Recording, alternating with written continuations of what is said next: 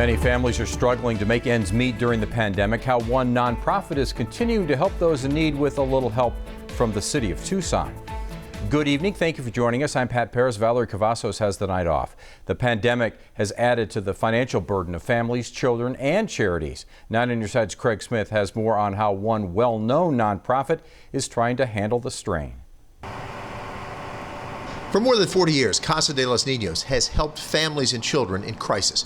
Now COVID has made the crisis deeper for many families and pulled new families into trouble. We're really seeing families struggle with their own mental health issues, their children's mental health, the longer this pandemic goes on, but also those that don't have resources. It's one thing when you've got a pretty solid roof over your head and you've got a good paying job to meet some of the challenges we all face in this pandemic, but for families that lack financial resources, it's really a big toll to take.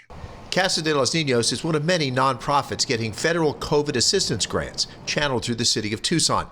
Casa is getting $5,000 to add to existing programs to give families emergency help. When I say emergency needs, I mean things like food, shelter, day-to-day things. What we have found through the pandemic is such a widening gulf of inequalities from income to digital for families that don't have resources. And that's a challenge then to keep those families engaged in services that they need. But the strain on Casa de los Niños is up too. Susie Hoon says donations are down about 10% because uncertainty makes people donate less and because so many causes are feeling the strain and crying out for help. Craig Smith, KGUN 9 on your side.